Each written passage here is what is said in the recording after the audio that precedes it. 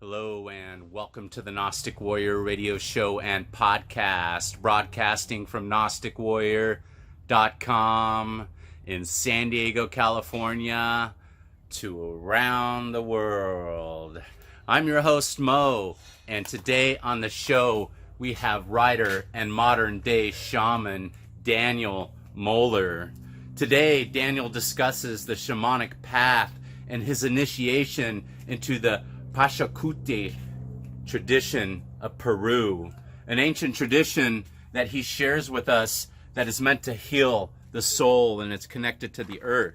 It's really a great podcast. I feel Daniel and I connected on a great spiritual level, and we had a lot of similar beliefs and so forth, even though we might had different paths in our lives. And I'm finding that with a lot of my guests and even the people that listen to the Gnostic Warrior and watch on the podcast. So I really hope you enjoy this show. This is for you YouTubers out there. And then if you want to hear more of these shows, you can go to GnosticWarrior.com, or you can go to iTunes and subscribe to the show, download it to your phone or Stitcher or any of your favorite apps.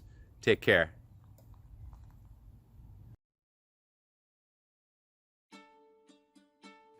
How you doing today, Daniel? Good. How are you, man?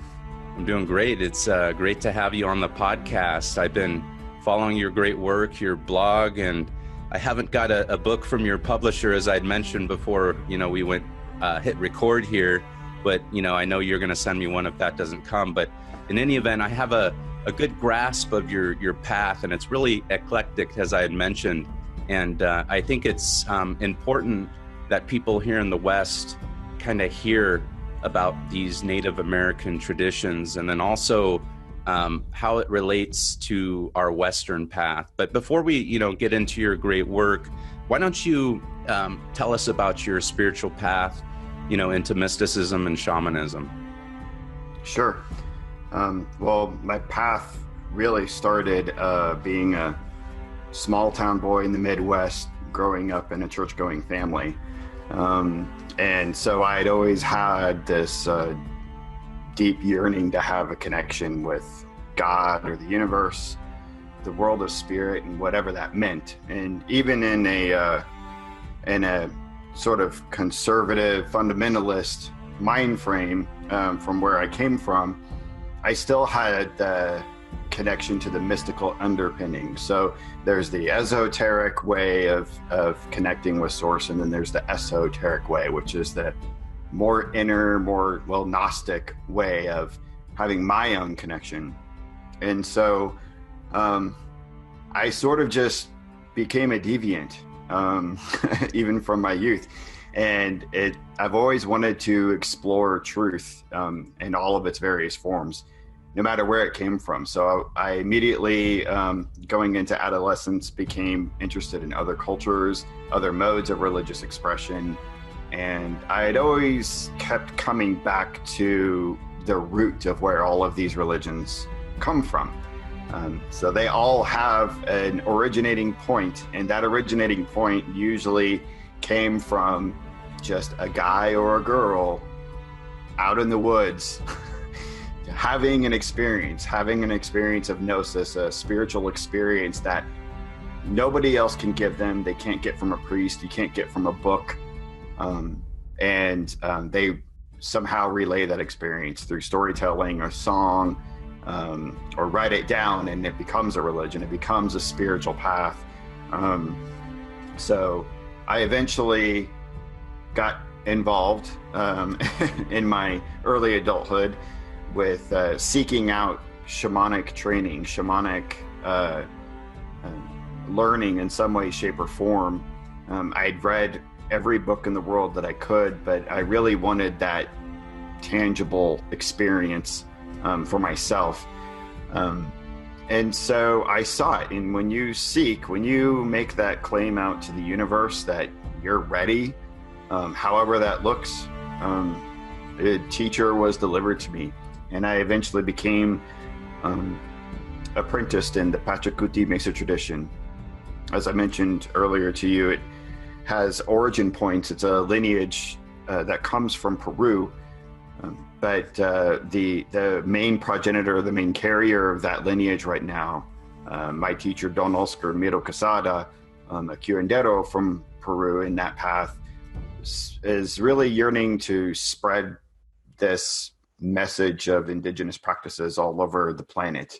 Not really in a proselytizing way, but in a way of just helping people remember your innate true connection to the natural world, rather than having to rely on others for that. So it's become more of a cross-cultural movement than anything else. And so I eventually became a teacher in that tradition, which is a very interesting path that I could talk about. But I've always been interested in other cultures as well. I have Judaism deep in my background, even though I was raised Christian. And so I'd always been interested in that Judaic path as well. And I'd always been interested in Kabbalah, which is the mystical aspects of Judaism, which always seemed very complex. It always seemed like the quantum mechanics of spirituality, really. And I never felt comfortable dipping my toe into it until after I'd gone through my shamanic initiations, and kind of got to a level that I felt comfortable that maybe I could grasp those concepts of Kabbalah. So now thinking Peruvian shamanism and Kabbalah, how do they tie? Basically, I think anything could bring you to anything else, because as you start learning and discovering any path, you'll find correspondences deeply threaded and interwoven amongst the two of them, or three or four, however many different spiritual paths that you're interested in. And it really becomes quite uncanny.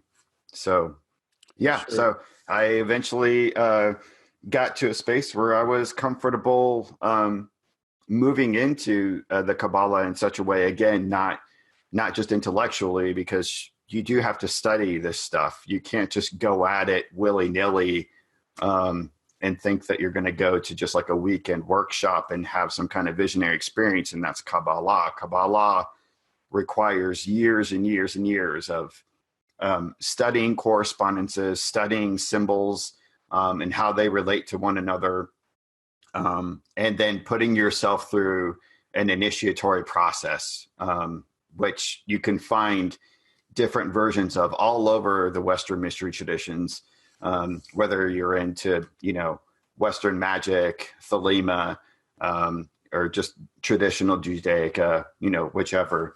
And so I put myself through an initiatory process with that. Wow, I'm still trying to figure out what I went through. But I wrote a book, and I don't know what that means in terms of relating the experience that I went through or not. But I had to begin the processing in some way, shape, or form. But I think it's a process that's never ending anyway. There's no plateau.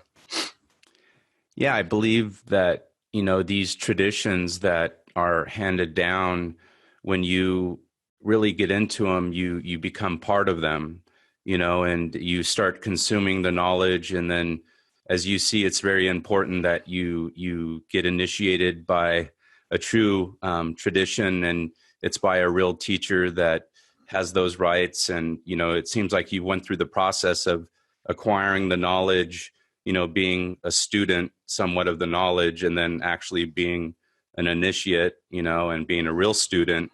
And then to the point where you became a teacher, and then now you're passing along that knowledge because it's part of you now. It's something like, I feel I see this a lot with the different people and the different guests that I've had on. It seems like, once they acquire this knowledge and they become masters, it's almost like it's required of them to pass it along as it is, your teacher, he wants you to bring this to the world, or his students and so forth, and not to, basically push it on people, but to educate, and that's kind of why I have this podcast and, have people like you on, is to educate people about their past. And, yours is like you had said, it's been different like mine. I grew up Roman Catholic, and, I've went into Gnosticism, and, I'm coming back, it seems, to Christianity, but almost like I'm going back towards the roots of Christianity as well, but I'm still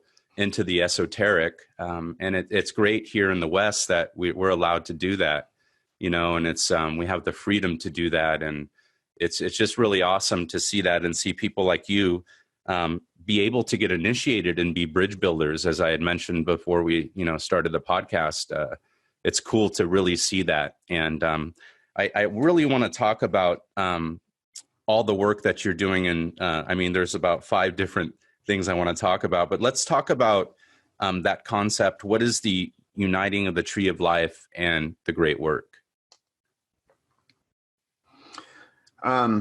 Uniting of the tree of life. Well, that, if you'll indulge me, I think that we probably need to kind of define exactly what Kabbalah is and how the tree of life sort of fits into that. So Kabbalah is the Hebrew translation of that, roughly comes out to being reception, to receive. So it's a mystical system that's really designed to change the person to be able to be a vessel that can receive information from the other side, the other realm, the mystical realm, spirit, whatever. And so Kabbalah, the main construct is a symbol or a set of symbols called the tree of life.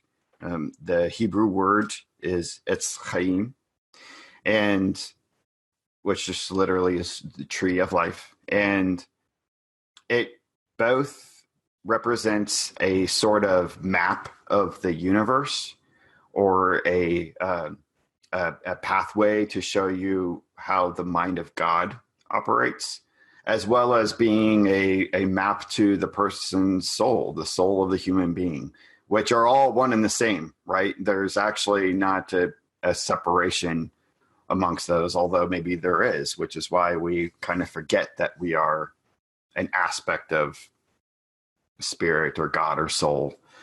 I'm really flimsy with terms lately because a lot of definitions are losing meaning for me at this point in time. I think you're beautifully, you know, saying it, in my opinion. Yeah. Okay, good. So the tree of life, the way it's broken out is a series of 10 circles, spheres, with all these pathways interconnected amongst them. And each one of these spheres are called sephirot, which means emanations. They are like stages of consciousness in the way God unfolded from being one source, one thing that was indistinguishable of itself, to breaking out into multiple disparate parts that eventually became the manifest universe that we see here now and that we're interacting in, which is called Malkut.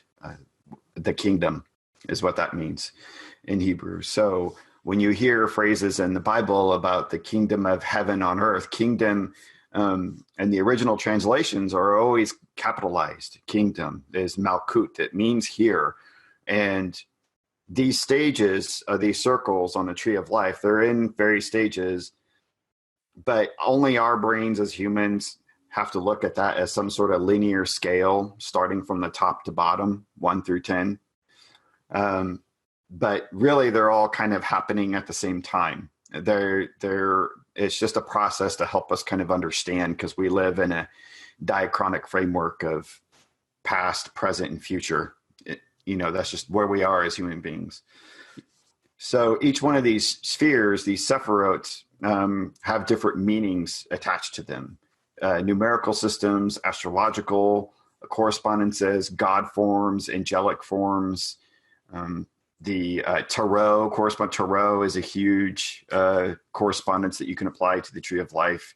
Hebrew letters, which have numerical correspondences to them as well, and as well as the paths between them. And so the tree of life is the way that you interact with it is you have to study it, and you have to study it hard to the point where you, as Aleister Crowley said, you kind of have to know these correspondences as you would just the names of your children, as much as possible, not to be rigid in that, that those can be your only correspondence sets, but it just acts as a foundation for you to be able to interact with life in such a way that you see aspects of the tree of life forming everywhere around you. And then from there, you can begin to build your own Kabbalah, which is really the whole point. The whole point is for you to eventually get to a point where you have your own set of correspondence and symbol systems that only have meaning to you and no one else. And that's really kind of the place to be. It's the seed of madness, as some people call it. Yeah, where you're the master of that tree and those different sets of consciousness. And it makes me think of, when you explain these different spheres of, how you could be in a room with 10 different people, say, right? And each one is literally in his own different world, right? One could be living in the past, one could be living in complete madness and see angels and demons, and one could be in heaven having the best of lives ever, and he's getting married, and everything's going great, and money's in his bank account, right? And one guy's getting a divorce, getting bankrupt, thinking about killing himself. I feel like these are kind of the different spheres that we all live in, and we all have the ability to get to the higher spheres, right, per se, and thinking, so it's kind of cool, and if people could learn from these different traditions, they could, relay it to their own past. And that's what's great about what you've done is, you've learned the Native American, and, you grew up Christian, and now you're into the Kabbalah and the Judaic path a little bit, learning from each of these traditions. So it's really cool. So let me see here. You're also into cannabis, right? I want to get into your Native American stuff. Personally, I am as well. It's helped me as well as psychedelics. I'd say at times in my life, maybe I shouldn't have done both of those.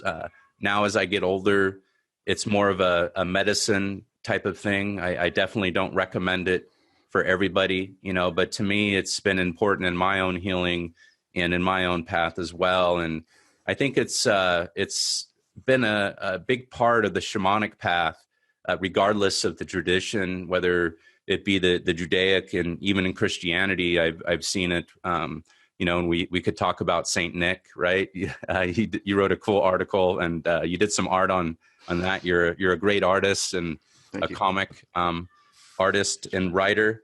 So I think it's cool. Talk a little bit about that, and we'll get into the psychedelics as well. Yeah, well, actually, my relationship with cannabis has kind of ground to a halt. I'm in a space where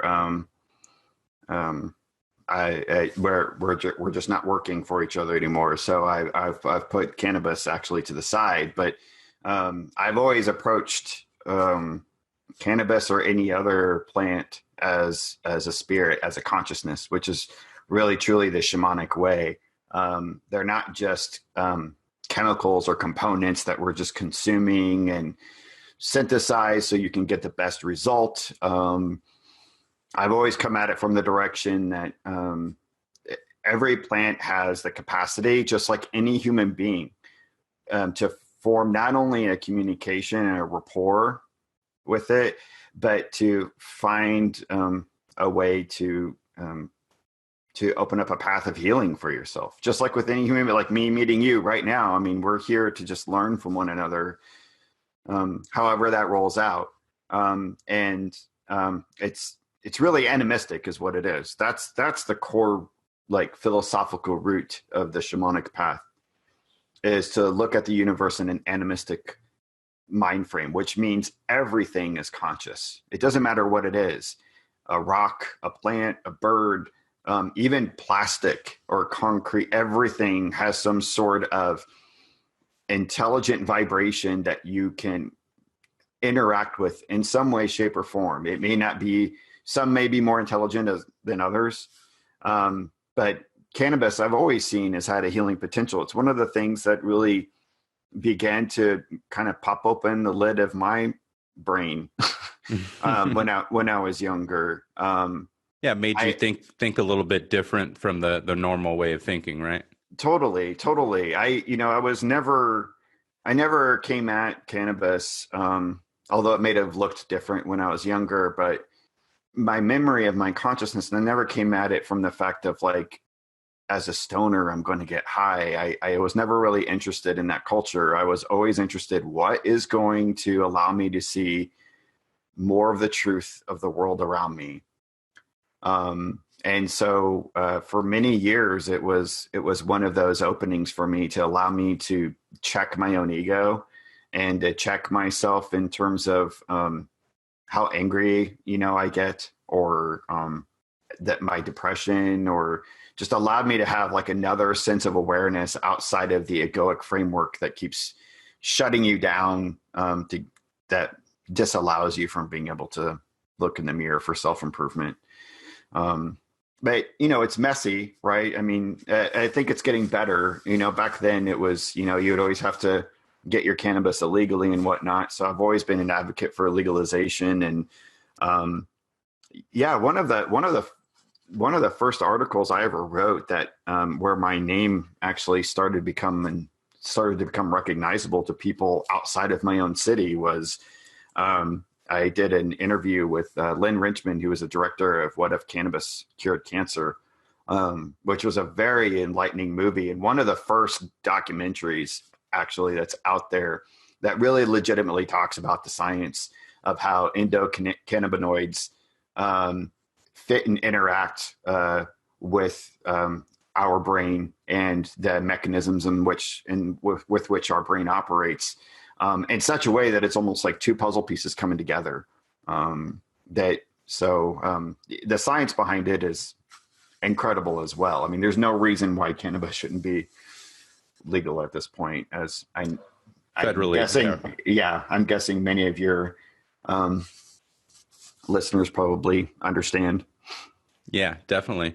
Yeah, and then I also realize everybody's on their own path. Recently, I've had this love-hate relationship with alcohol, which a lot of people know as of spirits as well, right? Yeah. In my opinion, can be soul-destroying spirits, and I had a tendency to drink a little bit too much, and just my excuse every weekend. Oh, I work hard and I do this and I do that, and it was kind of almost my release to become unconscious. I didn't want to think no more about some of my issues and my problems, but I also realized that I was essentially killing myself early, and I could notice the spirits, the darkness that would come upon me for days, after the drink. And then I would come out, and then I just kept doing that. So recently I, stopped drinking about 6 weeks ago, and I feel a lot better, and then here I am smoking still, and still thinking about, hey, am I, still making excuses here a little bit more than I should, stuff like that. So I totally get it, and again, everybody's on their own path.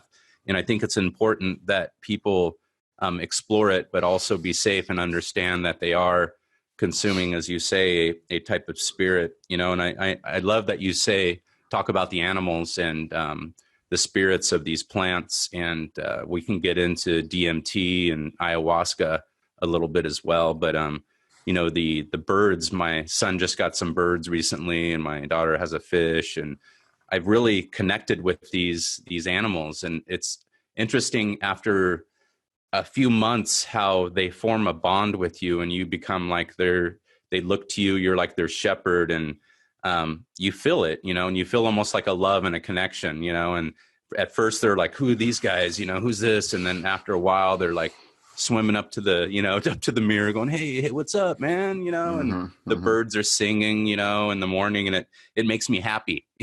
And yeah. I never thought like that in that aspect. And it's nice to experience it and to be connected and to know that we're connected. And, it's interesting, and we're all connected, regardless of the race or the tribe or the religion or anything, and or species. Yeah, or the species, definitely. So let's go. Let's hear. Okay, Daniel, a lot of us here in the Western culture, we don't know about the Native American traditions and so forth, and I know we're kind of going in and out. So let's go more into that a little bit more. Why don't we talk about the shamanic powers of the Peruvian San Pedro cactus that you have written about. I think it's important people learn a little bit about that. Yeah. So the Pachakuti Mesa tradition is not the only tradition that I'm initiated in. I'm initiated in a Peruvian tradition called Qurundismo, which is a path that is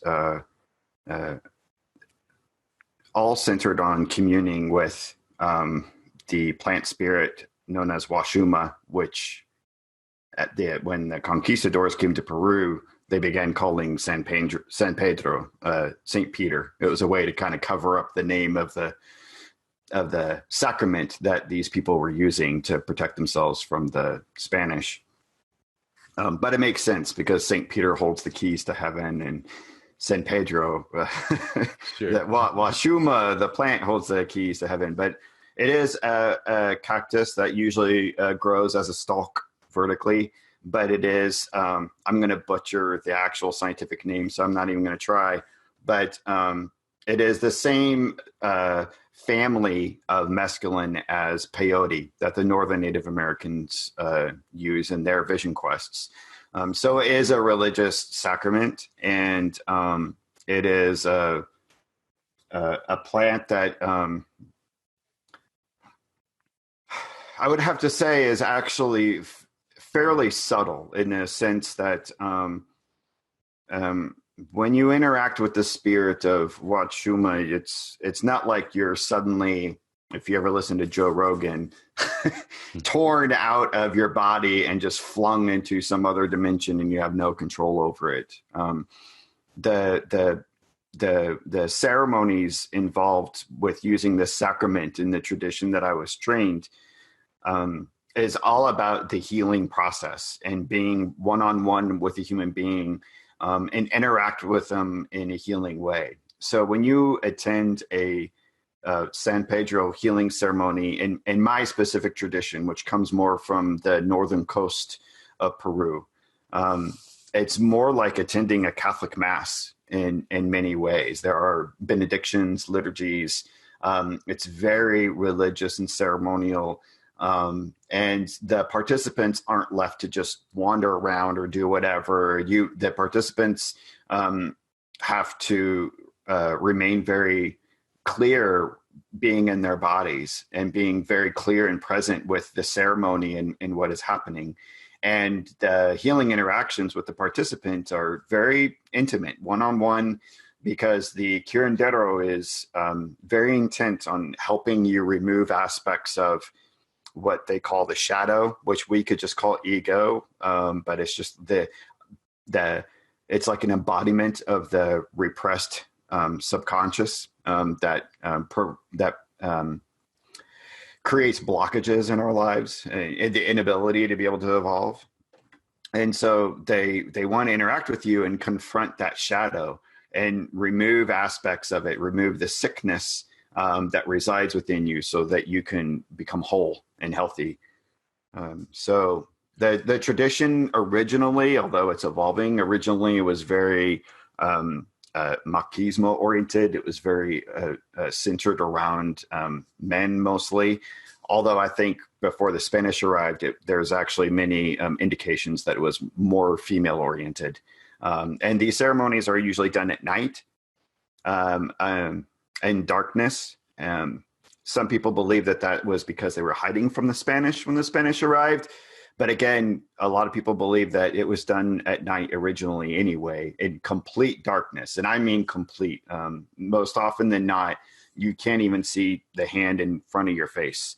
And so you have to operate in that space. And you operate mostly with a shamanic altar called a mesa, which is a spiritual altar that's usually a cloth with many sacred objects that you have laid upon it that you use to facilitate the healing process. So it's very, very intricate ceremonial tradition there with San Pedro. Yeah, I find it interesting, and it's important that you mention removing aspects of your shadow.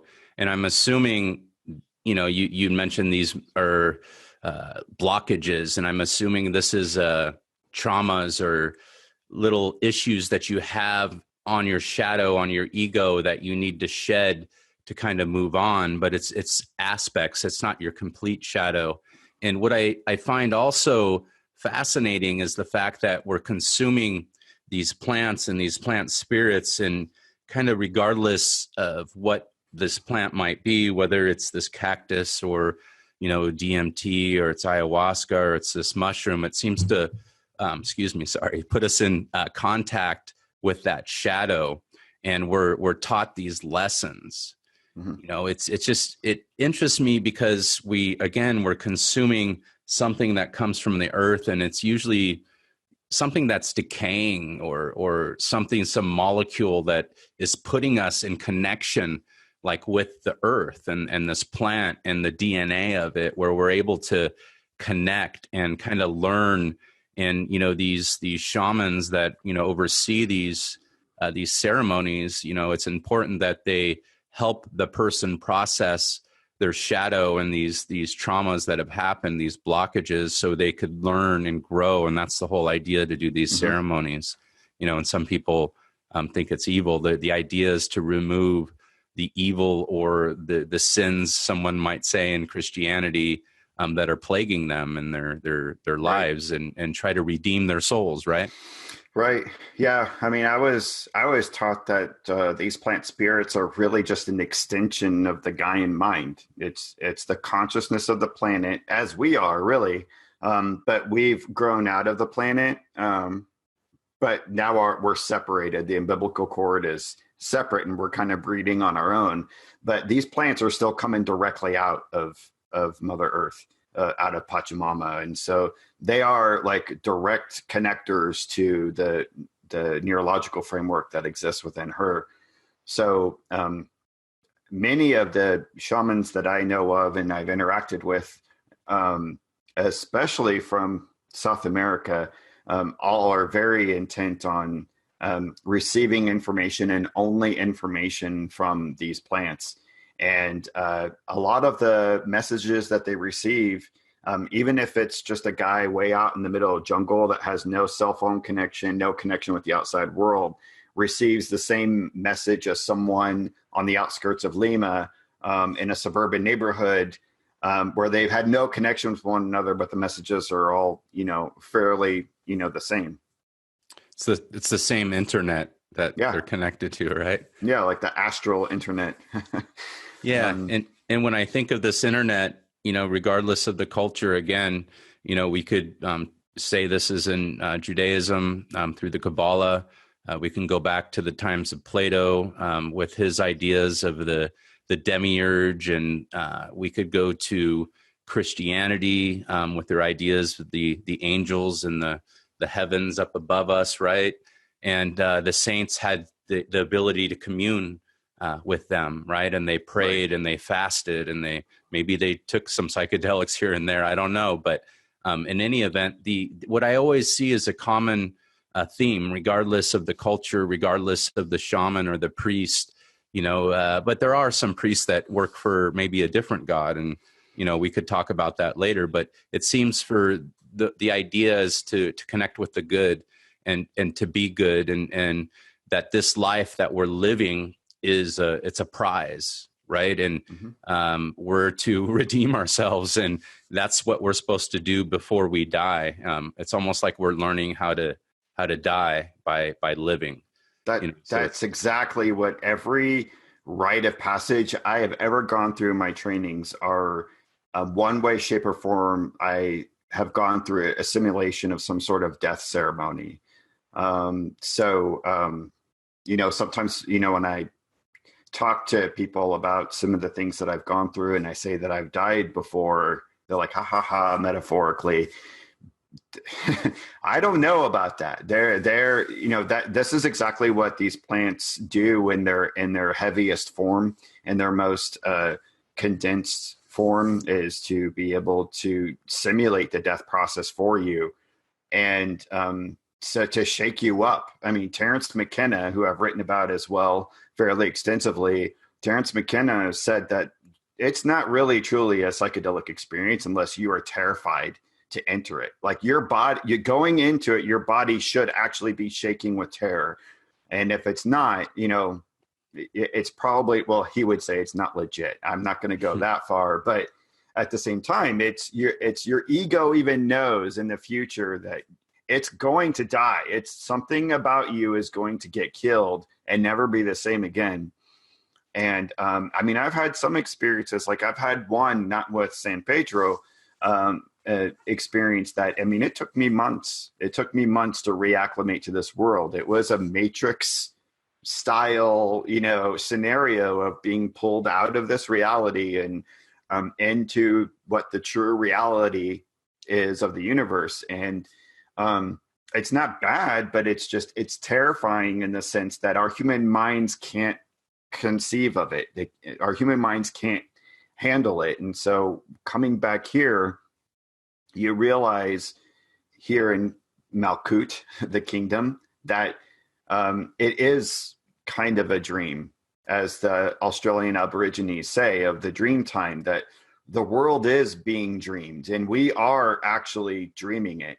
And so it is fragile. It is very fragile. We have the ability as gods ourselves to destroy the reality around us or to create beauty.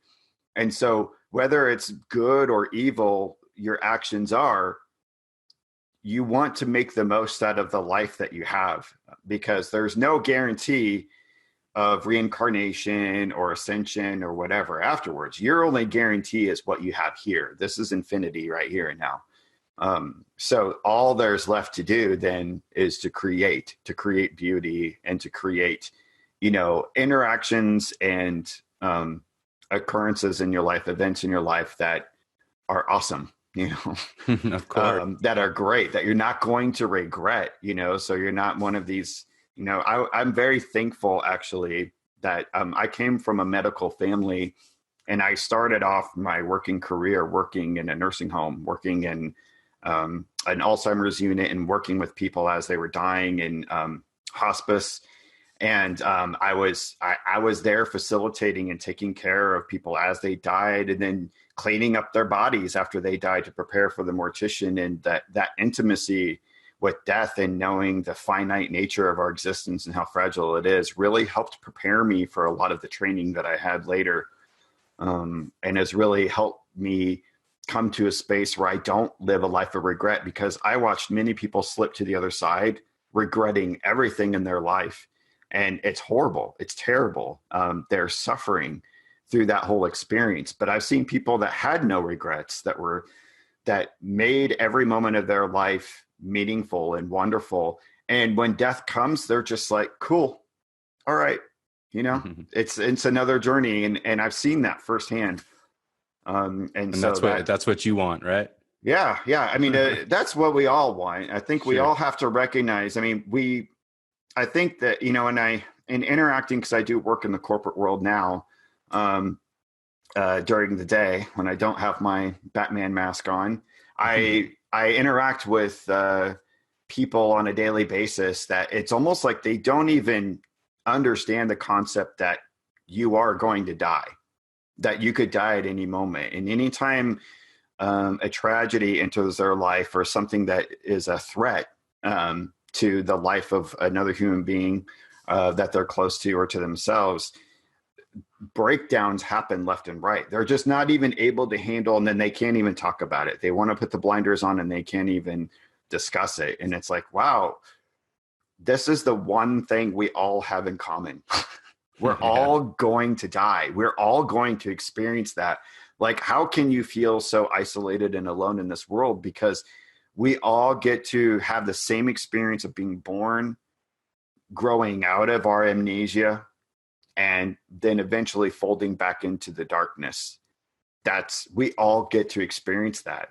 And so why wouldn't we talk about it around the dinner table, with our kids and stuff, and just colloquially, from a day-to-day sort of interaction. And so I tend to shock people quite a bit and make them uncomfortable, because I try to talk about death like it's no thing. It's important. It's very important, and the idea here is, we live in this material world. As you had mentioned, you're working, in the corporate world I run my own business, starting another business. And, it takes you away from some of the philosophical things and the spiritual things that you love to do. So we're forced to live in both worlds. And I wouldn't give up the philosophical, the spiritual, the mystical path for anything, even though I'm working in the corporate, the service world, whatever I might be doing in yourself.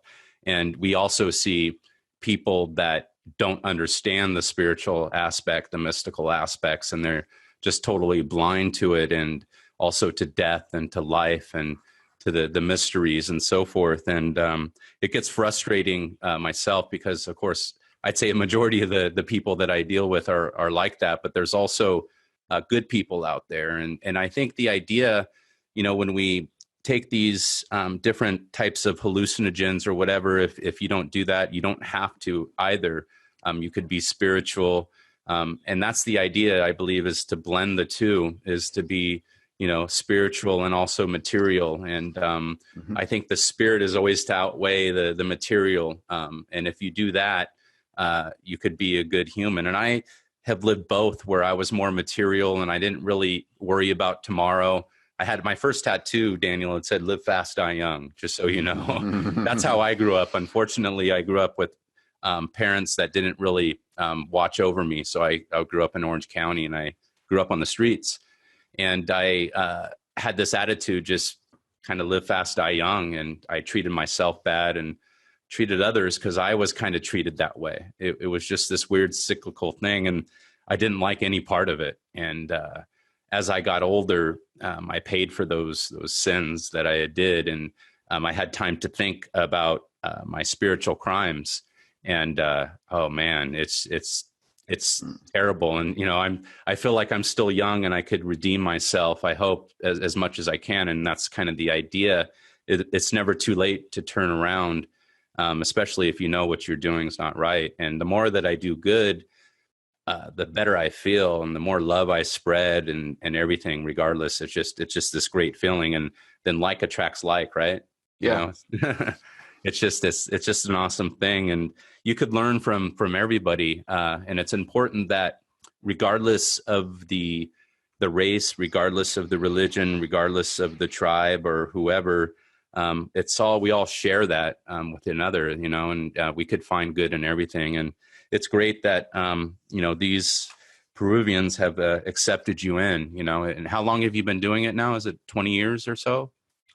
Well, yeah, somewhere between 10 and 20. I've lost count. I think about 14 years altogether. I've always been involved in working with Northern Native American traditions as well, like the Lakota and the Navajo during that time as well. So, and I think I was interacting with them a little bit longer, but the Peruvian tradition is definitely where I found a home. Yeah. Do you see a connection between all the different tribes, whether they be North American, which would be here in the United States, or more towards Central America or South America? Do you see similar connections, like there may have been at one time one tribe or a few, and it's spun out from there, possibly? Do you have any theories about that? Yeah, absolutely. Definitely. And there's plenty of people, I think, that have talked about this in popular books people can buy or podcasts or whatever, but definitely in terms of the cosmology, specifically with Mother Earth being the kind of primary, God form, as opposed to the stars, which are like the more of like the father aspect, where the seed of creation comes from, and Mother Earth being that kind of womb mother that we are all a part of. And it's similar, whether it's North, South, or Central America, in terms of we're all children of the mother. Growing up Christian, as you kind of come into this world thinking that you only have God the Father, and you were just kind of like placed here, like like the world is kind of alien, and you were just kind of formed and just kind of put here like you were some kind of alien. But what I really appreciate about all these traditions is that it's actually matches the science that we biologically really, grew and came out of her. We're an extension of who she is. A lot of these traditions have very similar cosmologies in terms of the worlds. They usually communicate having three worlds of existence or three levels of consciousness: an upper, lower, and middle world. And each tradition has many different names for those, but they basically correspond to that middle world being, well, like what I referred to as earlier as the kingdom, Malkut. It's the here and now. And the upper world being more like the heavens or the ascended place of higher spiritual awakening, and the lower world being not hell, but just like the subconscious, that darker, shadowy realm of the interior parts of Pachamama or ourselves, that isn't evil. The shadow is never evil. The ego isn't evil. And that's something that I've always appreciated when you get down to the basics of these indigenous traditions. Good and evil are invented Western constructs. They are things that were invented to create separation, that I think causes a lot of the disease of madness that we have in our society. I don't think that if we got rid of those definitions that people would just go crazy and do whatever they want and just killed whoever.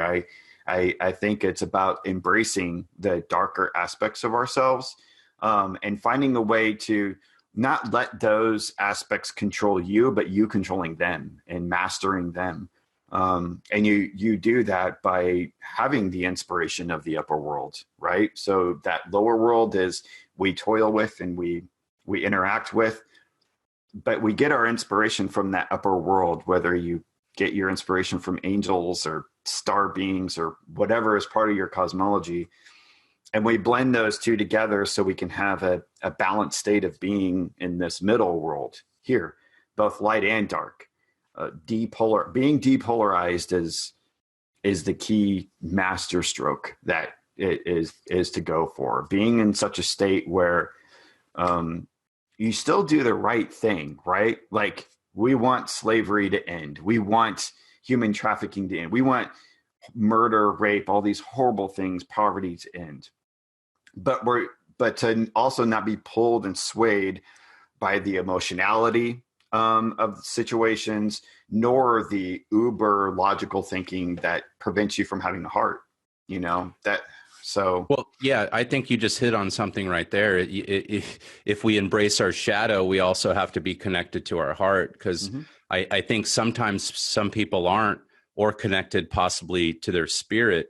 And, so this shadow, when I think of the kind of the Christian sense of it, I think of, say this shadow goes, rape that girl. And again, these are aspects of the shadow, in my opinion, that can get to the dark side, right? And what someone would consider evil. People do have these things. I don't think, when we think of Malkuth and the spheres, this sphere where this thought is coming from, for some of these people, these dark thoughts, I would say, wouldn't be from the highest realms, right? Right. So I think the idea would be, you have to, I think, relate it to some people because we grew up in the Judeo-Christian world, in my opinion, because I always find that I have to, because I grew up that way. And then it makes me think of also that, and I see it because I've written about it and I study it a lot, and I see this, and people are saying, hey, I'm seeing demons, and the demon told me to kill this person and this and that.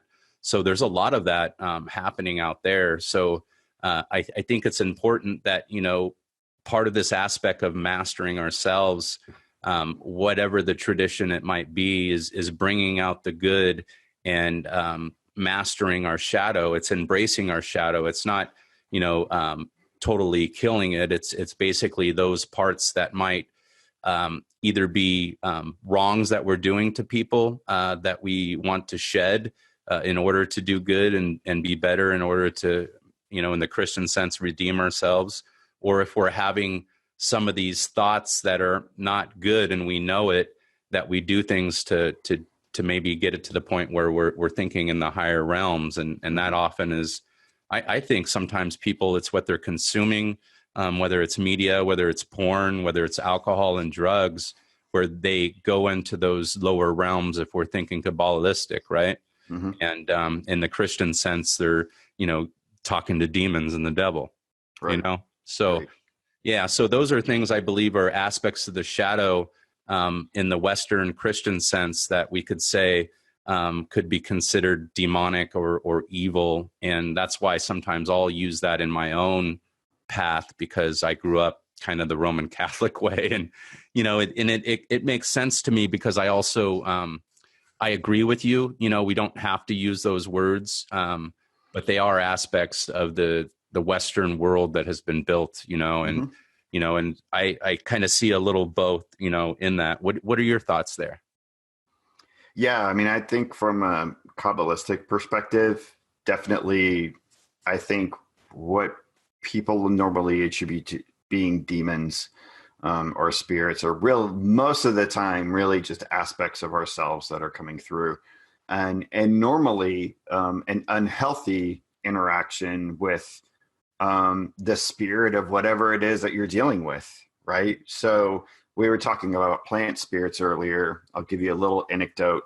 One of my a teacher that I had that was connected to the Lakota lineage, he was teaching me about the Chanupa, the sacred pipe of the Lakota. And one time we were sitting there, and when I used to smoke regularly, I was smoking a cigarette with him, and I was talking to him about how I'm starting to get really sick every time I have a cigarette. Like I feel grossly dizzy and nauseated. Like I don't understand what's going on. Like maybe I should just quit, which I should have. Yes, of course. But he was also because, well, you're not honoring the spirit, man. You see, like every time before I have a cigarette, I take a bit of that cigarette and I sprinkle tobacco on the earth and I thank the mother for this gift of this medicine. Like I don't treat it like just this like casual, just whatever thing. And I mean, that's an abuse of something. And so lo and behold, I started doing that and I didn't get sick anytime that I smoked a cigarette, and I meant it too. It wasn't just like, okay, do that. I mean, I had to really mean it. He told you that what you needed to do based on Yeah. already. Sure. Yeah. And so take that with everything you do with your life, with every aspect of your day, and whatever decision you make, whether it's an interaction with a human being or the way that you take care of yourself. When you dishonor something, when you dishonor, like say, if you're married, dishonor your husband or your wife, demonic things happen. Your interactions become unhealthy. They become the inverse of what really the spheres of existence are supposed to be able to provide for us. So if you think about like the tarot, right, which is another good correspondence you can use with the tree of life in Kabbalah. When you pull a tarot card, it usually has some sort of divinatory meaning or message or teaching for you. If you pull it reversed, instead of going and looking up the book about what that means, really just take that meaning of the card and what is the inverse of that? What happens when whatever virtue you are being given as a teaching, that the vice of that gets turned on its head and it's being abused and manipulated and not treated well, not taken care of, So, yeah, I mean, I agree with everything that you were saying. Absolutely. I just wanted to add that little. Yeah, no, that's great. No, that's a simple way of saying it is inversing your actions of what happens, and the results of those actions, whether they be a relationship, someone you love, your husband, your wife, or that's a business interaction, or it's a thought. It's all this type of stuff. It's all part of the Makuth. It's part of this matrix, right? That people might relate to in Gnosticism that we're in here, and we can create our own archons that come to kill us, right?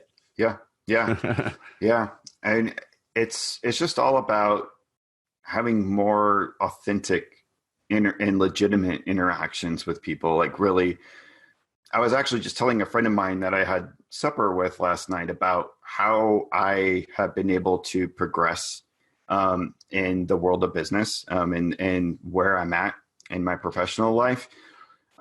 It's not because I'm business savvy in any way, shape, or form. I actually don't even have that much technical knowledge in my industry.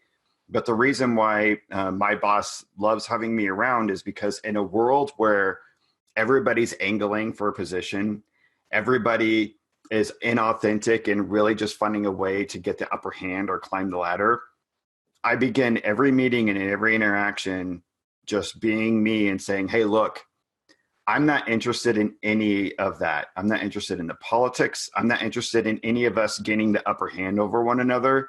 We either be real with one another and we collaborate, or we're not having a meeting. We're not doing this. We're not going to have this business relationship at all in any way, shape, or form, because we can't. It'll just break down. Like, we either work together as an organization and we're just real and authentic and we don't judge one another, or we can't do this, right? Yeah. You can't grow and evolve. That's a great story. And I had this saying I was saying a while ago.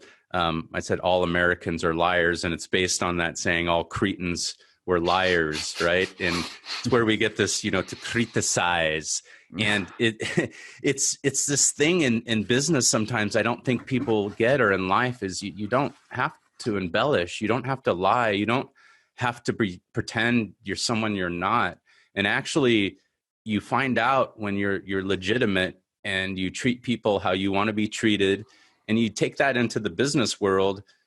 The people that are assholes or people that you don't want to do business with anyway are going to go away from you. You're going to be repelled, right? And then the people that want to do business the way you want to do business, and it's truth and it's honesty, and it's like, hey, you need this, and okay, this is what it costs, and I'm going to do the job and do it right, and do it good, and if something happens, I'll fix it, and that's kind of the way we should do business and be upfront with one another. And I found out, you get further and you could be successful that way, right? And people like you, and you attract people more to you that are like that. But in the corporate world, the business world, there are a lot of people that are kind of lying to themselves, and sometimes they don't even realize they're doing that. No, not at all. No, so, I mean, they all have an idea in their mind of what success means, and it equals dollar amount, which, yes, dollars does equal success to a certain extent, but you have to find where your medium level is. You have to find your place of moderation and balance, and then be fine with the action of the work itself. Like, that's the success, what you're actually doing, the pushing of the actual broom, like Saint Martin de Porres. In the curandero tradition, saints are very important, and Saint Martin de Porres is normally seen with a broom in his hand. He's the black saint of Peru, and animals at his feet. But the whole goal of that is like the kind of the Zen monk sort of paradigm of, the work itself is the reward, and that's the connection. Like, if you can't get to a space, even if it's not your dream job, you should still treat everything you're doing as if it's you interacting with God itself. Well, it's that ritual aspect you had said, right? It's carrying it on in your business and carrying it on with everything you do. It's pushing that broom, pushing that paper, it's signing that contract. These are all kind of rituals that have been done for thousands and thousands of years. When we think about a community and a corporation, all these different things, we're communing with one another. And then if we have a business, we have a product where essentially we're serving others, right? With that product or that service. And it's to give them the best experience, and to hopefully make not make the world an uglier place, but make the world a more beautiful place in those interactions. And that's kind of the idea. And it's pretty cool. It's beautiful once you think about that. And I think anybody could be successful, and it doesn't always have to be money, but you can make money in the United States and have a living and still keep your soul, right? Oh, absolutely. I don't, a lot of people think because I'm into like native tribal things that I'm a firm believer in that we just need to reverse everything and go back into living a tribal way. And no, that was in the past. I mean, everything is about evolution and growing, and this is where Sure. we're at. And there's no sense in destroying anything, but really just like, as you say, just change the interactions that we're having and recognize the communities that we already have, whether it's in corporations or suburban neighborhoods or urban neighborhoods, whatever, that these are our tribal, this is our tribal framework now. It's just a new set of rules and circumstances, and whether it looks like a bunch of huts out in the woods or a bunch of tall steel buildings, it's people and how they treat each other. And we're only going to change it if we just start actually being the way we want it to look like, and being the thing that, well, like the saying goes, be the change that you want to see in the world. Not to have like a contrived platitude thrown in there, because I don't normally like contrived platitudes, but it's true. It is very true. It's that I can't change you, Mo, and I can't change my wife or my kids. I can't change anybody. I can only just be what I want to the world to be. And what do you do when you do that? What I've noticed, brother, is that you change those around you, and they notice. It's beautiful. I almost get tears in my eyes as I think about it. It's almost immediate when you start changing and being the change you want to see. The people around you see it, and they start changing as well. Or and I think we all have these little aspects of our shadow, that we need to maybe fix, especially here in the West. We weren't taught these spiritual traditions, a lot of us. And a lot of us, we might be of a religion, whether it be of the Orthodox or the Roman Catholic or Judaic. We don't always practice the spiritual teachings that we're taught. It's almost like we just kind of just talk it. We don't walk the walk, right? And I notice when you walk the walk, everything changes, right? It's just this amazing thing. And everybody, and I know that is they have this divine spirit, and we all have that. And it doesn't matter the race, it doesn't matter the culture, it doesn't matter the religion. We have that, and that's how we're all connected. And we got to honor everyone in that aspect, even though we live in the Western world, and we're not going to go back to, horses or whatever, and to huts. And I think back then we were building stone houses and killing each other, right, with swords, us here in the West, right? Yeah. So we're not going to go back to that lifestyle. And the idea, I think, is to build somewhat of a heaven on earth, and we respect each other and give each other that sovereignty. And what's interesting is you write that in that article 10 years ago, Machine Elves 101, or Why Terence McKenna Matters. You detail the McKenna Brothers and stuff, and we'll get into that. But basically at the end of, this article, and what McKenna keeps coming back to is he sees an archaic revival, right? And this is almost like, the aspects of where, we are honoring these traditions of the past and almost respecting these values, and then getting rid of all this crap that we have around us, and it's got to happen. And it's going to happen soon. And that seems to always be the message. And, he is a Western shaman, a modern Western shaman, right? That, kind of had this message. And then you see the same kind of message from the Native American shamans, that, this culture, and it's going to end, and, some savior is going to come or something. And we're going to, so what are your thoughts on that, on the archaic revival, before we get into the psychedelic part of it? Mm-hmm. Well, I think we kind of were actually talking about it. It's about shifting the value system to not being everything that's around you and consuming, but the value system being you and what you create.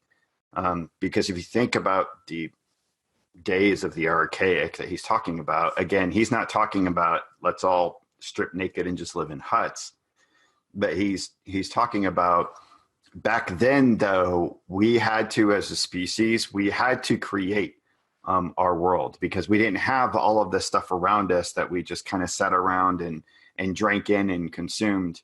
And that's part of where our malaise comes from. That's part of where he would probably even argue mental illness comes from. I think I remember him actually talking about one of his writings that Many anthropologists believe that those earlier tribal societies didn't have mental illness the way that we understand it today. In fact, anybody that we would have considered schizophrenic now was usually the shaman, was usually the person that they were actually receiving guidance from.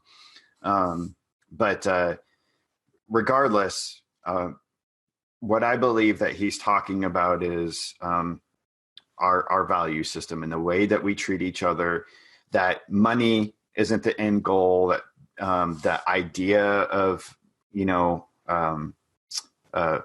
what am I trying to say? Success in the physical way, in the material way, it's all an illusion, and it's all based upon your interactions with human beings around you, and where your guidance should come from is not from the Fox News or even CNN or MSNBC, not from any kind of social media, not even your Facebook feed. It shouldn't come from the radio. He's quoted as saying in one of his rants, "Create your own roadshow." That's what you should be doing. You should be interacting with what it is that you are bringing out into the world and what you're creating into the world. And that should be what feeds you, is giving what is inside of your heart to those that are around you. And then that creates an interaction that is less about consumption and it's more about participation, which is how even the basic, anatomy of our bodies even works, down to the atomic structure of the universe. Is based upon positive and negative interacting and working with one another. They're in participation. Yeah, and if we kind of break it down and we're simple, it's not selfish. It's not. This isn't a selfish life where it's about me. It's not about Daniel.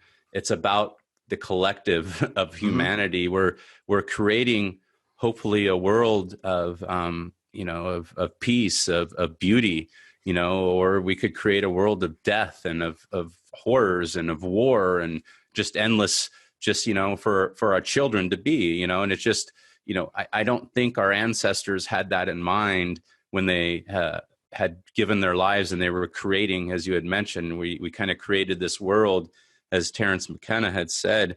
And it seems like we're reaching a precipice now, and you see the madness. It's almost being magnified, right, with social media. Either the madness was there before, and now it's just on social media for all of us to see, which I think is kind of true. And then maybe social media has done it as well, which I think is a little bit of it as well, because I could see it happening. It's done things to my mind sometimes where I could say, I wasn't in control always the way I wanted to be. And then you have to kind of put little checks and balances in with your work and your research and what you do online. And sometimes still I'm a little unbalanced, but I'm working on those things. But what are your thoughts with, social media, what's going on out there? You have the left and you have the right, and, the politics of it all. I bet you didn't think it was going to go there, huh? Yeah, well, it's interesting because I've actually been thinking a lot about it and talking with people about it. I obviously hang out in very left liberal circles, and was kind of where my leanings used to be. But I'm kind of getting to a place where, one side or the other, I get pulled, right? Like my energy gets pulled from one side to the other. And when you look clearly at one side versus the other, there are people who are authentic in their beliefs and just authentically trying to change the world for the better, but they have this one idea that's opposed to this other idea. And then you also have equal amounts corruption on either side. And maybe it's just kind of where I'm getting in my own personal spiritual framework, taking the red pill or whatever. But I just don't participate in any of it anymore. I think it's again, it feels like this. I mean, because it is a game. Reality is just a big, giant game. But it feels like it's something that is so big. And we're so invested in whether or not you're pro-Trump or hate Trump or pro Pelosi or against Pelosi or whatever.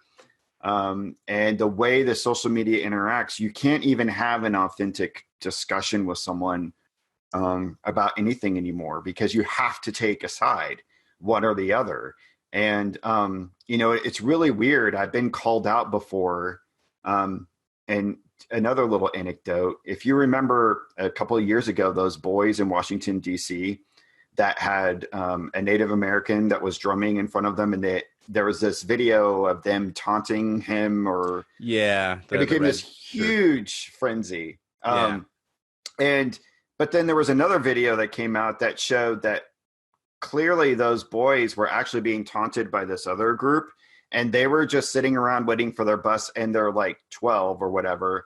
And the Native American gentleman actually came up right up to them. And they were just like, oh, okay. And, everybody was just trying to slay these boys. And to the point where they were receiving death threats. They actually, I think the main boy even had to get a bodyguard. And I tried to have a conversation about it with some people online. And I posted the other video to show that they were actually being taunted by this other group. And so they were already riled up, and this guy walked right up to them with a drum.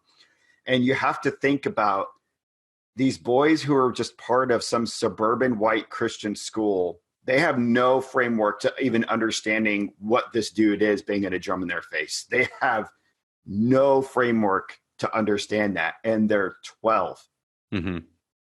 I have 12-year-olds. They're going to be like, and they're going to laugh and be, because they have no way of being able to understand that shit. It's not that they are being all 12-year-olds are disrespectful, for God's sake. Like, with everything, like, don't take it like, and the guy came right up to them. And I actually know people in the Native American community that have said that guy kind of comes up and starts stuff sometimes anyway. Yeah. He's protesting a little bit, right? Himself.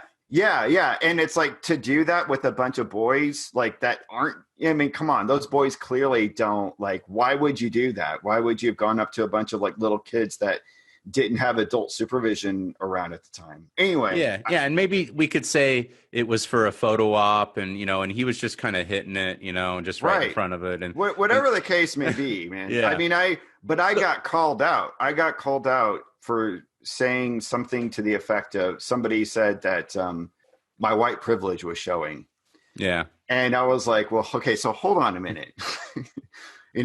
I have actually been on the front lines protesting with my, African-American brothers and sisters, my Native American brothers and sisters. I have a child who's, LGBTQ trans. I have people that I know that have gotten actually physically attacked and injured that were close friends of mine because they were Black or because they were gay.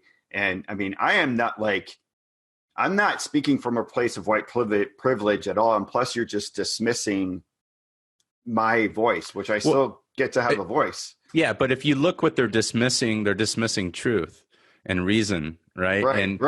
And what's happening, I think, if we look at everything, and my own personal analysis is that the people on the fringe seem to have the podium and the mic and the Twitter all day long. I don't know, they don't have jobs or whatever, but they're able to kind of build this kind of crazy fringe part, and then you have it on both sides, the right and the left, and they seem to be the loudest and causing the most problems, but also giving each side the wrong. And I think it needs to go back, even like we were talking about here, the traditional values of each, where there was some value and some honor in each party, where I don't know.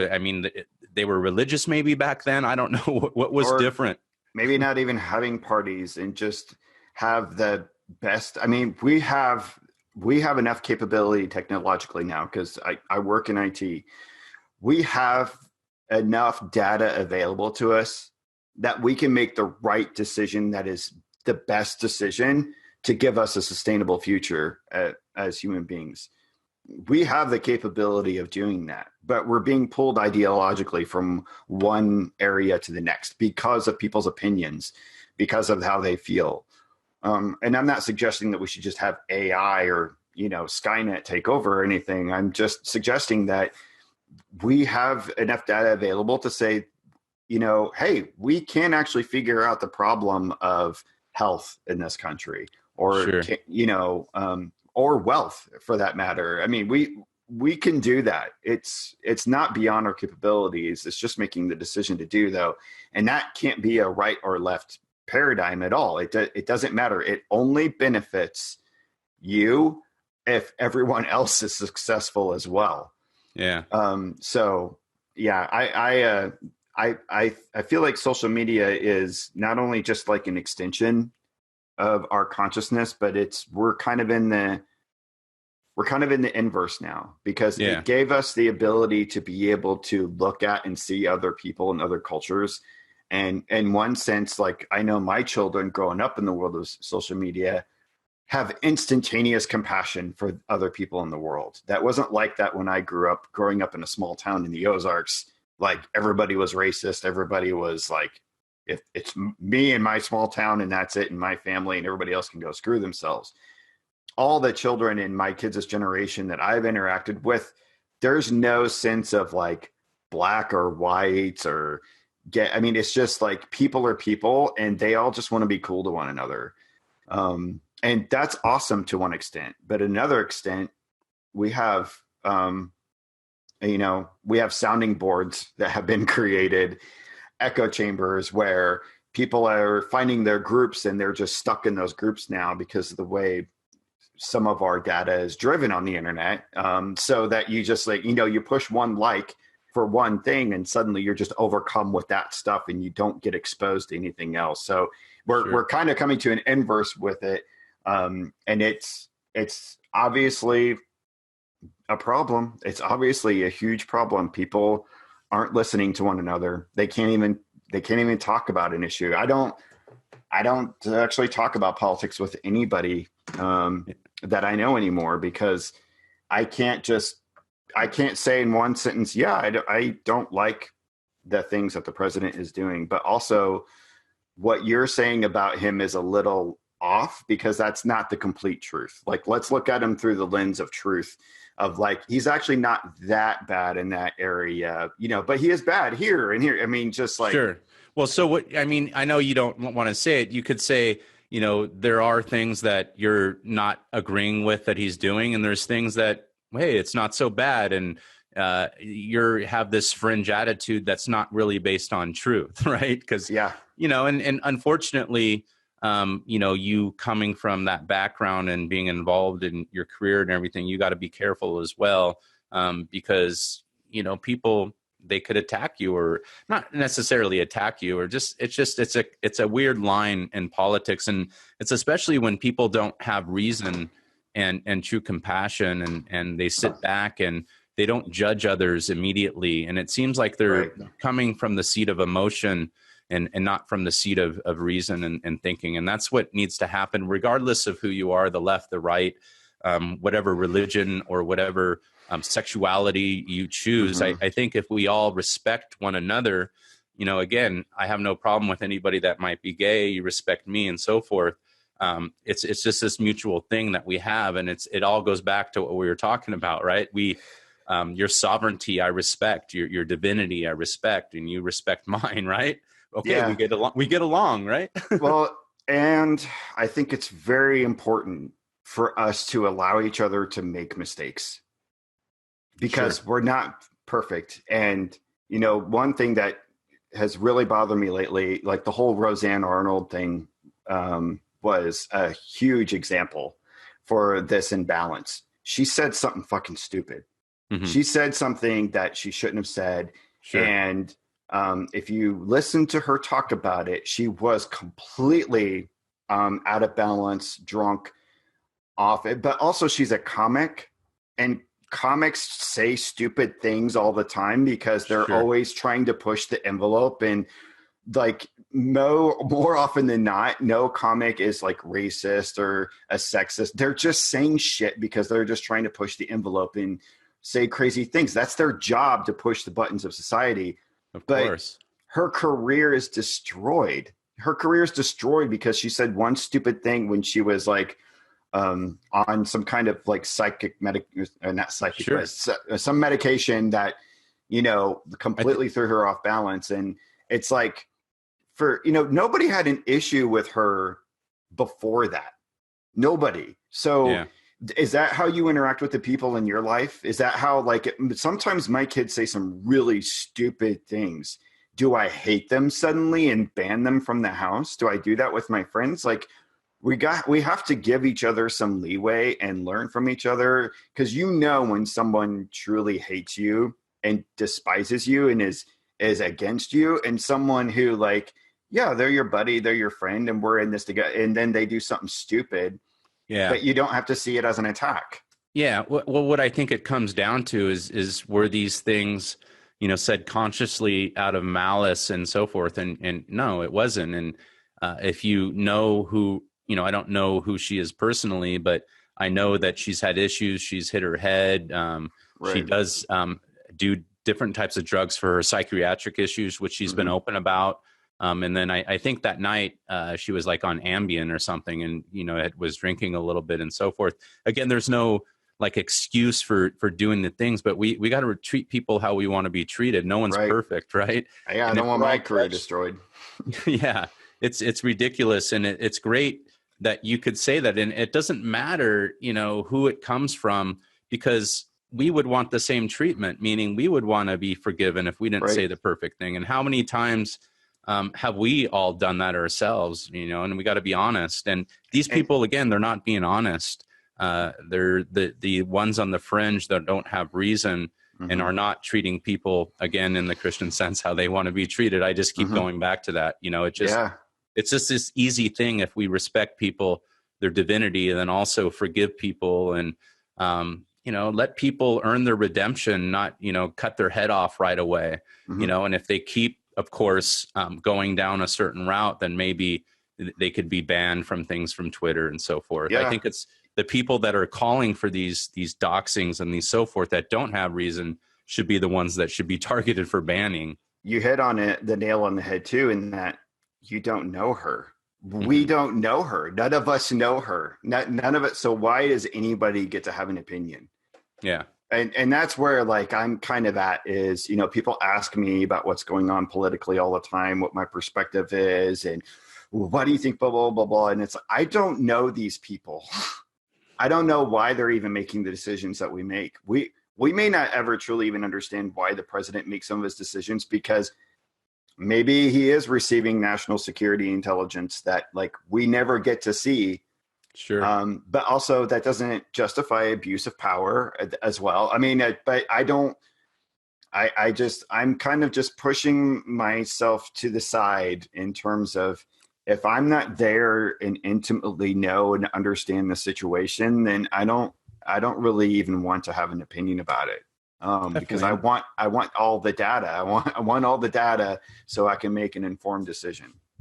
Yeah. And I mean, again, I don't know what's going on in the White House or how politics work, but I would assume every decision that is coming out of the White House, it's not Trump, like, you know, hey, waking up, I got this idea, and it's all of a sudden he's going to implement it, right?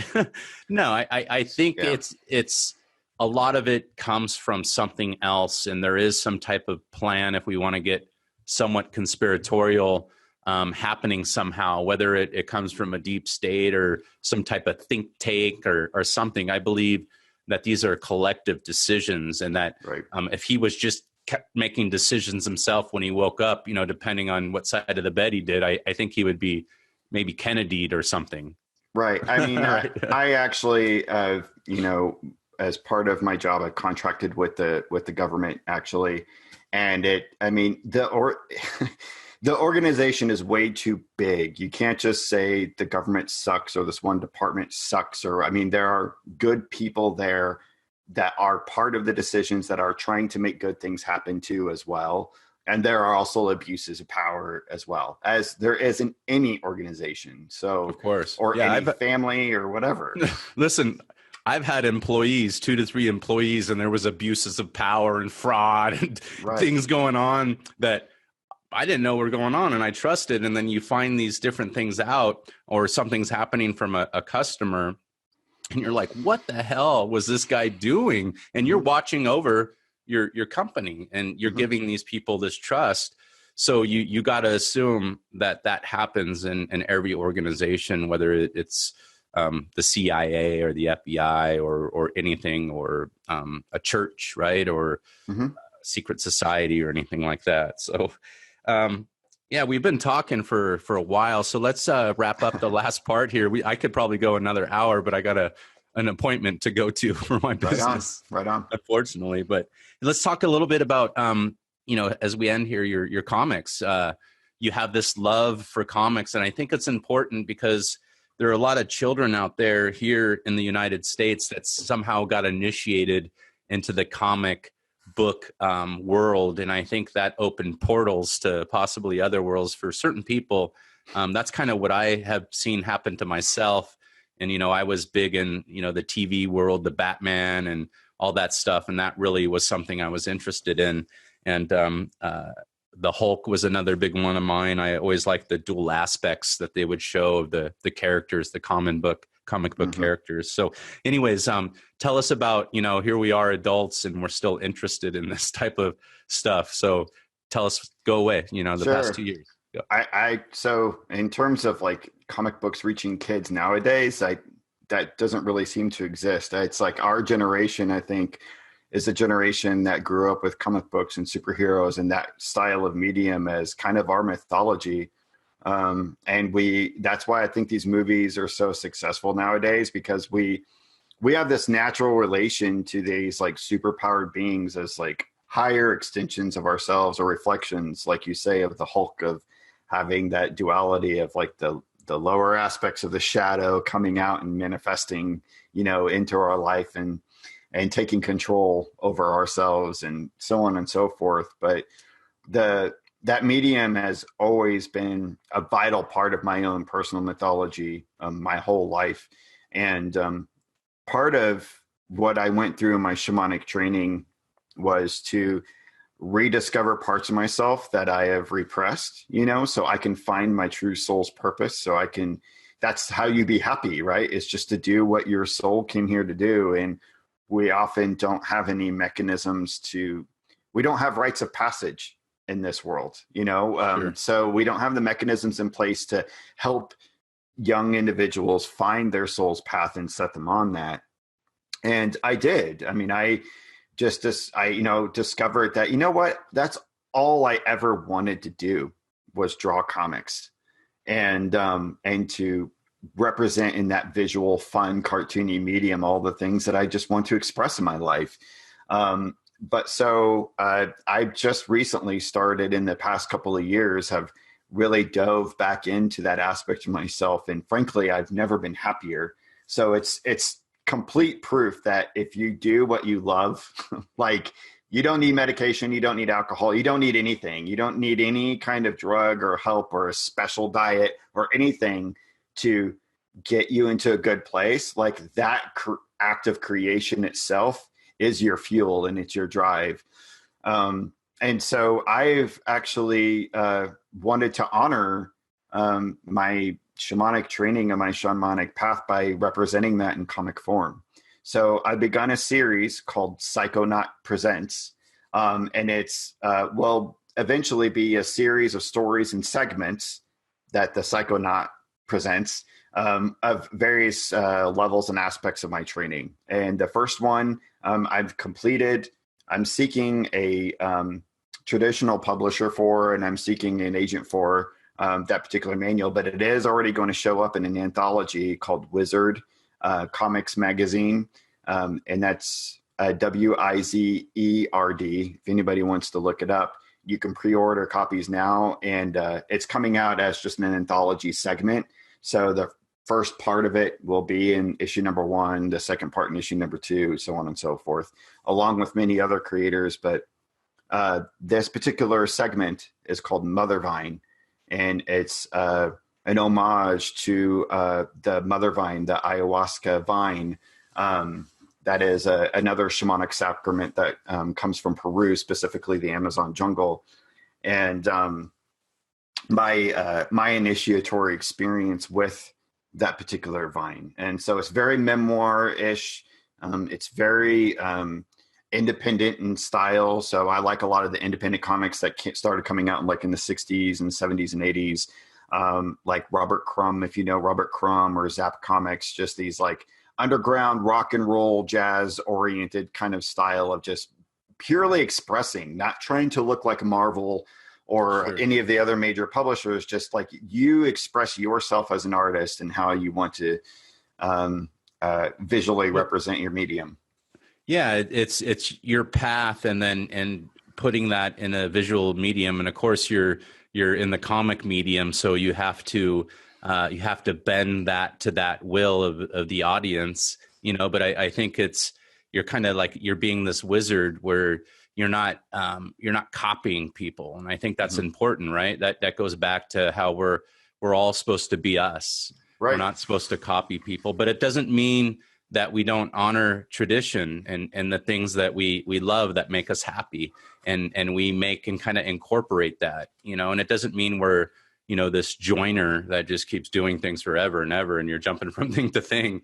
You know, I think it's you get to this point, and I think it's about when you're in around 30, 40, you know, for me it's 40 in the 40s now, where I'm kind of reaching that medium of who I am. Yeah. And back to tradition and love, right? Yeah, I turned 41 this year. 40 scared me, but when I turned 41, I don't know what happened, but something awakened in me like I've never had before in my life, and I feel more clear and fresh and renewed in what I want to do and how I want to live my life. It's like all the noise of like, how do I be in this world? It's just kind of gone, you know. Sure. It's just like floated away, and you know, you mentioned something. There's an anecdote that my shamanic teacher told me. I mentioned before the shamanic altar called the Mesa. And the Mesa, there is kind of a specific paradigm that you have in the placement of the sacred objects and how they're used. And his teacher told him one time, showed him his Mesa and said, okay, now you take it down, you know, completely redo the whole thing. It's full of like hundreds of objects, right? And then you have to rebuild it. And so he tried to rebuild it, and he remembered exactly where every object was and placed it exactly as is. And he was like, no, you didn't do that right. Do it again. And he had to do it again over and over. And it like took all night long. And finally in the wee hours of the morning, he said, screw this. I'm just going to rebuild it however I want to build it. And when he did that, his teacher was like, there you go. You did it right. Like, and that's the shamanic tradition. It's not replicating at all. You get influenced by your predecessors. You get inspired by your predecessors. But a true shamanic tradition only survives when it's not dogmatized. You have to change it and evolve it yourself. Sure. And so make it your own. That's always been what I've been taught and why I've always loved these traditions. And there are some traditions that try to get dogmatic, and I immediately repel and walk away. It's the way I try to teach my children is like, so this is how I do things, but hell, you're probably going to find a better way to do it. That's the whole point, is for us to increasingly get better as a society and to improve on the people from the past. So I like what you had to say there. So I just want to expound on that. Yeah, thank you. And if we were to kind of expound on what you'd said, you know, I agree with the dogmatic aspect of it, but there are also traditions. So there are certain traditions, I'm sure, that, you know, you can't just come in and completely change them and step upon them, right? You have to honor them, but you have to make them anew, right? And yourself. And that's what the idea is we learn from these various traditions and we honor them, but we don't just keep repeating them, and then we just sit there in the forest and do nothing. And, you know, we just take this cactus forever and ever. No, we're supposed to go out and be that plant, right? And be and give to the world, right? And give that beauty. And that's what you're doing, Daniel, with your work and your book and teaching, man. And that's why I had you on the podcast, and I'm glad I got to talk to you. Well, thank you. You are too, man. I mean, you're doing the great work too. It's wonderful to see. It's wonderful to be a part of it. Thank you, bro. And that's how actually I choose people to come on the podcast. I recognize the great work that they're doing. And I think that it's important that we we feature guys like you, and we have different people, whatever their different beliefs are on, and we all just have an open, unbiased conversation. So thank you, man. And let me ask you, for the audience, where can they find your great work? Where can they find Daniel Muller's books? Should they go to Amazon, your website? Where would you like them to go? My website is probably the best place to go, danielmullerweb.com. And so you can find access there to my books, my comics, and just other things I'm involved in. I do a lot of artwork and t-shirt designs as well that you can purchase. So, but yeah, that would be the best place to find me. And I'm on Instagram, Facebook, and build community. Awesome. Cool. Yeah. I'll follow you on Facebook, and then I look forward to getting your book. And thank you for your time, brother. I enjoyed it, man. Yeah, it was great. I hope we connect again in the future. Yeah, we will. Definitely. Take care. Uh-huh.